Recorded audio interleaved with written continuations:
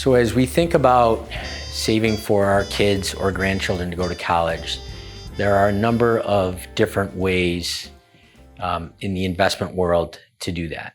The simplest way is just take money and set it aside every month and put it in an account that you earmark for your kids to go to school so that that money will be there later on. Then you have something called Coverdale education accounts, which are similar to an IRA. You can put some money in those accounts, a limited amount. They're subject to certain income limitations, but the benefits are you put that money in and it grows tax deferred. And if you use it for educational expenses, you don't pay taxes on that money again in the future. They can be a very tax efficient way to go, but they are limited on who qualifies for them. And they're also limited on how much money can be set aside.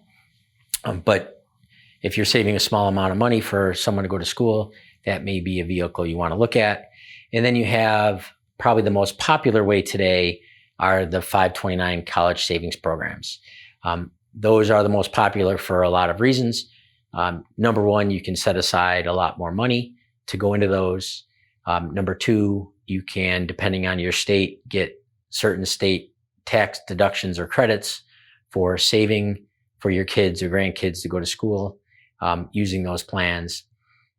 And number three, when that money comes out later on, it comes out if it's used for qualified college education expenses, you don't pay tax on the growth on that money. And that can be a hugely beneficial thing, especially given the amount of money that you can put into a 529 plan. The monies that go in there can be significant. And the other benefit of that, there's no income limitations on who can open those up.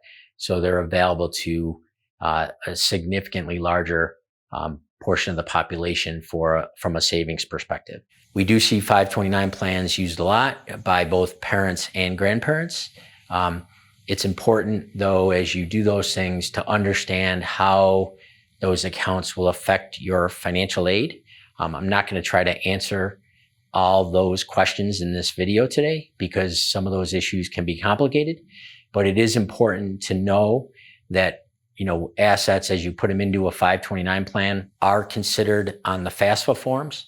Structuring them the right way is important. So when you are thinking about doing that, certainly give us a call to talk through what you're thinking about doing so we can inform you of what those implications may be, because there are ways you can structure those things that are more beneficial than others.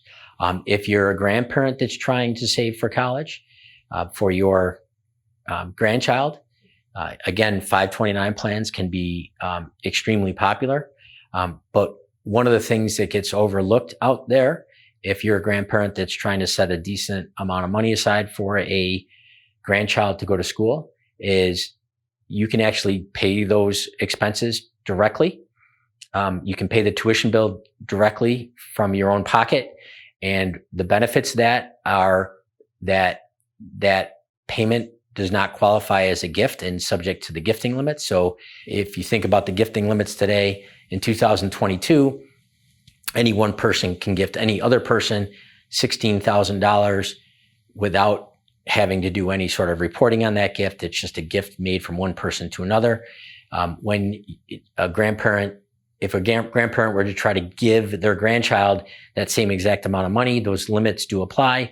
However, if they want to write a $50,000 check for their child to go to college and they write that check directly to the university, it's not subject to the gifting limit. So grandparents, you do always have that benefit. But if you are starting to set aside money for very young grandchildren, 529 plans do work.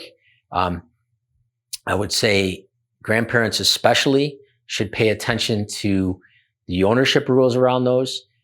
There are some benefits to those being owned in your name early on. From a FASBA or financial aid standpoint, if you think your grandchild may benefit from financial aid in the future, you may want to think about the ownership rules. So again, I'm not going to try to answer all those questions in this video, but if you're a grandparent that's thinking about saving in a 529 plan, do give us a call because it is there are some things that are out there that are beneficial that you'd want to make sure you thought about as you were structuring your 529 plan. So the important summary of this video is, if you are in the stages where you're starting to think about saving for a child or a grandchild to go to college later on in life, there are a lot of ways to do it. I would strongly recommend that you take the time to give us a call or talk to a financial professional about it, so that you there are some complicated rules around these savings vehicles. You should understand them before you just venture into them, and make sure you pick the ones that are most appropriate for what you're trying to accomplish with your college savings.